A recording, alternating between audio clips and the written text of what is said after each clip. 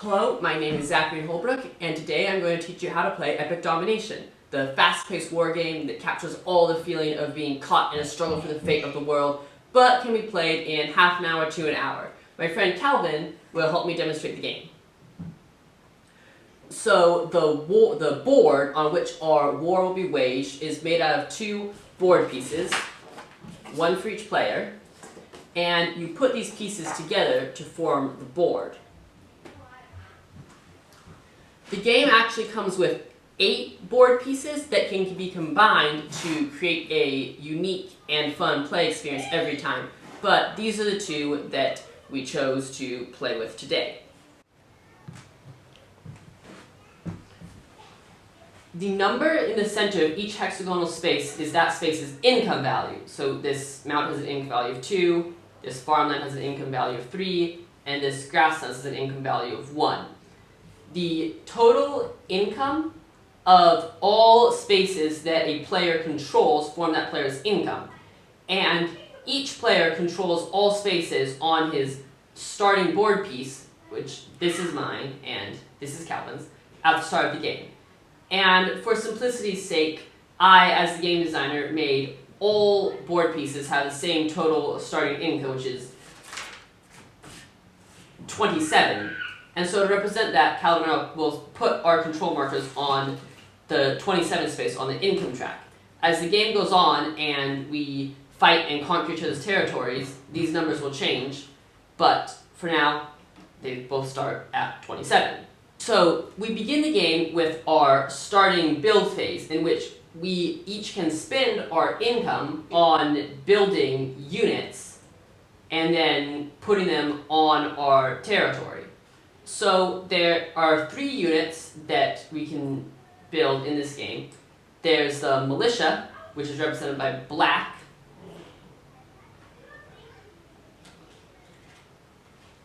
There is the griffin, which is represented by yellow.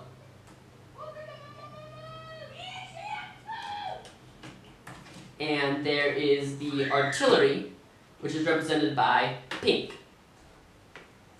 The number in the yellow circle in the corner of each unit card, is that unit's cost. And during our starting build phase and each of our subsequent build phases, we can build any combination of units as long as the total combined cost of those units does not exceed our income.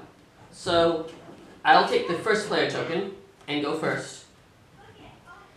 And now, for my starting build phase, I want to build units along the border right here, so I can defend my land and then invade Calvin's land. During the starting build phase, you can build on any space you control. However, in subsequent build phases, you can only build on spaces with cities in them. And cities, which are represented by this symbol on certain spaces, are the most important space you can have in the game. Each city comes with powerful built-in defenses, represented by these dice.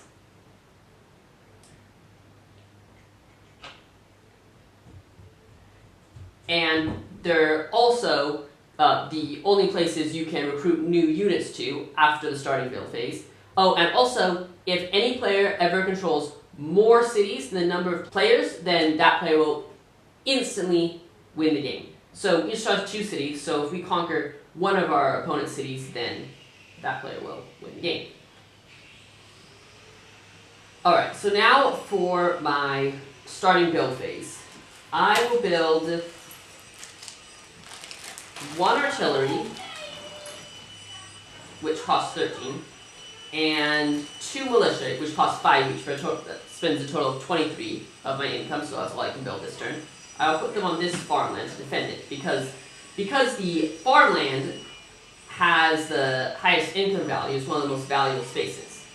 So I stack 2 of my unit tokens on top of each other to represent the fact there are 2 militia, and then I put the black unit marker on top to represent that it is a militia, and this pink represents that it's an artillery. And now it's Calvin's starting build phase. I am going to put the same.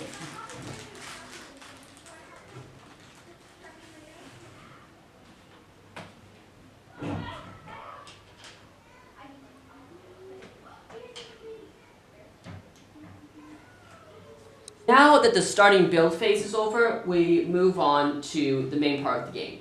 Each turn is divided into 3 phases: move, combat, and build, with each player completing each phase before all the players move into the next phase. So I pass the first player token to Calvin, which means in this turn he does all of his phases first. So first comes the move, where you move units that you have on the board. The number of spaces a unit can move is listed on the unit card. Militia have a movement of 2, so do artillery. The Griffins have a movement of 3, and they can also fly, which gives them an advantage. Now, there are 2 special rules with regards to movement. 1, if you move your unit into an enemy-controlled territory, that unit has to stop immediately. And the second is that the mountains and the forest, we don't actually have any forest on either of these board pieces, but they are part of the game, are slow terrain. And if you move a piece into a slow terrain, it costs 2 movement points instead of just 1. So for example, this artillery could move 1, 2 spaces. Art could move 1, 2, spinning both moving into 1 space, but it couldn't go 1, 2 because this is a mountain and it would cost 2 movement points moving into, which would be a total of 3. But I'm not going to make Calvin's move for him. It's his turn to move, and he gets to decide what he gets to do. I am going to go move 1 militia into grasslands. That's it? Yes. That's not a very good idea. Because my force could just move in there and just vastly overpower yours. Or there and vastly overpower it. It's not generally a good idea to split up your forces like that. Unless your force was so big that even half of it was a match for my force, in which case you might as well just attack me directly. And I will do that. Okay, that works. Now there will be a battle in the combat phase. Alright, so now it's my move phase, and I can move my pieces. However, because Calvin moved his pieces into this space with my pieces, this is now contested territory, and my units are locked in a battle. And because of that, I cannot move them into one of Calvin's spaces. However, I could choose to retreat them into a space I control, but I don't think I'll do that. I'm not going to move anything and just leave them there to fight. So now we go into the combat phase. And during the combat phase, we get to roll dice. There is 1 battle for every space with units from 2 opposing players in it. And in each battle, there are 2 combat rounds. And if all a combat round is, means that each player rolls a dice, a 20-sided dice, once for each unit they have in the battle. And if the result is equal to or less than the unit's combat value, which is represented in the blue triangle, it's a hit. And their opponent has to choose 1 unit from that battle to lose. So Calvin will roll 2 dice for his militia, and I also roll 2 dice for militia because it's the same force. Alright, so Calvin got a 6 and a 16. Those are both misses because the militia hits on a 4 or less. I got a 3, so I got 1 hit. So typically, you would always choose to lose your militia first because they're the cheapest and weakest units.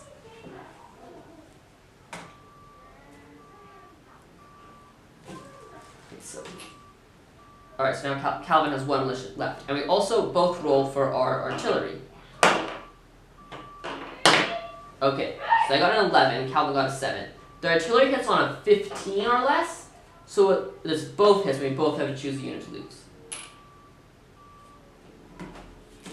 When a unit dies, it does not return to the reserves bag with the unit tokens in it, but instead goes to the dead bag, which is important because the game ends when one player has run out of reserves.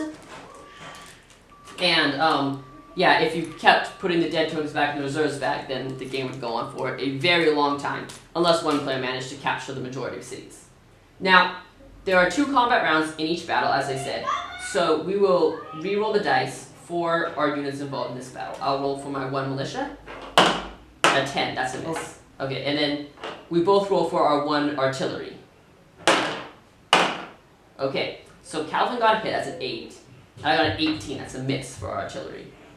So I choose 1 unit to lose.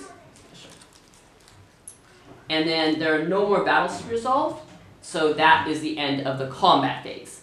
And now we go on to the build phase.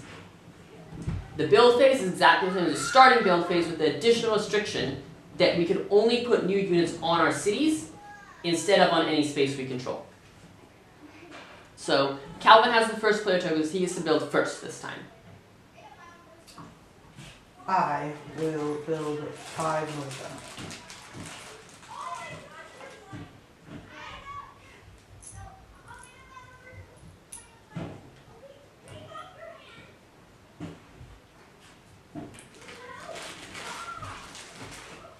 So, for my build phase, I choose to build 3 militia. Take out my resource bag. And 1 griffin.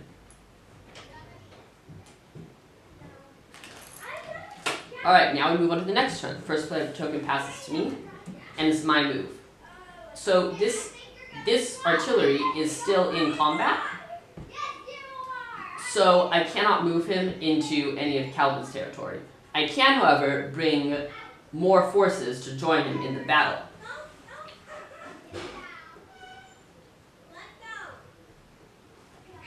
I think that I will move my 3 militia. 1, 2. Here. And then I will also move my griffin. Now the griffin is an aerial unit, which means that it has 2 special abilities with regards to movement.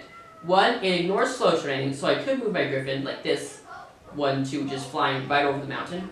Because it only costs an aerial unit 1 movement to move into a mountain, unlike one enemy, which must spend 2.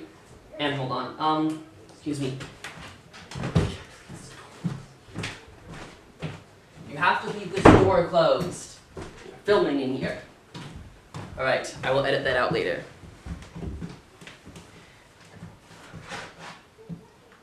The second ability of aerial units is they don't have to stop when they enter enemy territory. So I could fly my griffin like this, 1, 2, 3, and land it right there. But since that would leave, but I don't want to do that right now because that would leave it open to counterattack from Calvin's militia that he has right there. So I'm going to send it down to join the rest of my forces in a battle. Right here. Now I'm done with my move. I am going to move my militia in with this battle. Alright. Right, so now the movement phase is over. We're going to go to the next combat phase. This time, Calvin has 5 militia, and I only have 3. Alright, I got a 1. That's the only hit. Calvin got 2 2s. So that's 2 hits. So those 2 militia. 1.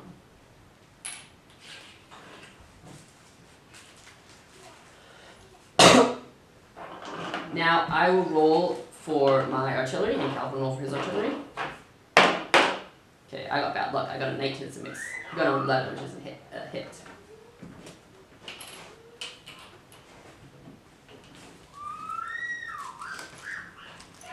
And I will roll for my griffin, which is on 10 hits.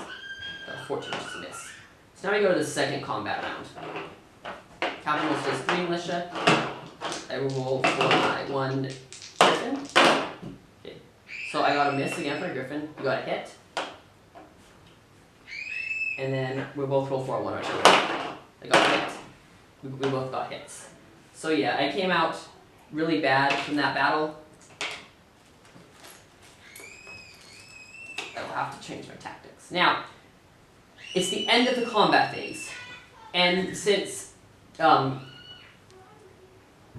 has units on a space I control and there are no enemy units there, he takes control of this space. So he puts one of his control markers on there, and as a result, his income goes up 3 and mine goes down 3. So now it's the build phase, but I only have 24 income this time. Build. So I will build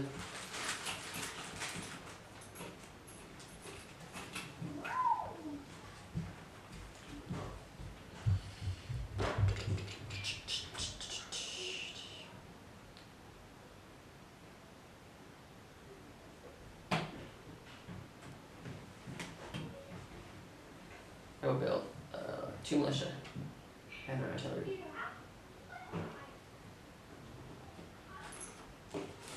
And now it's Calvin's build phase. I will build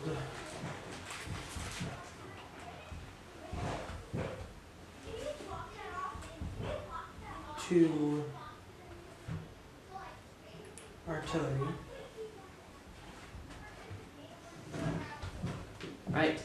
Now the build phase is over, and the first token passes back to Calvin. On to the next move phase.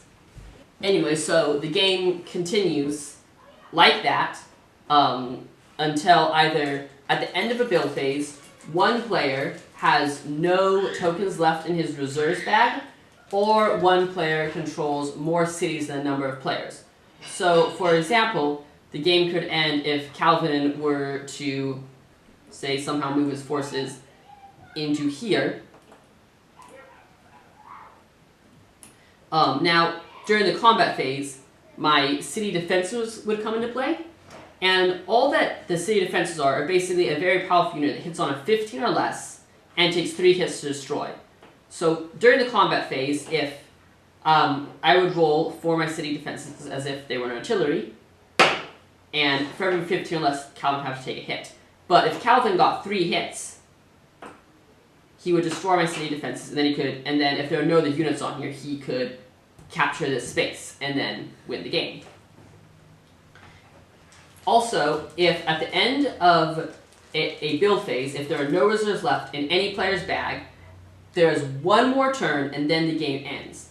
Then in order to determine who wins, you calculate the player's morale, which the morale is the income, plus 20 for each city you control, minus 1 for each unit in your dead bag, because of course having dead people that you lost in the war lowers your people's morale.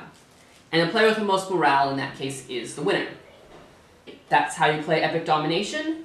Thank you for watching, and I hope you enjoy the game. If you have any questions, you can consult the handy-dandy rulebook, which in addition to all the information I just gave you in this video, includes information on how to play with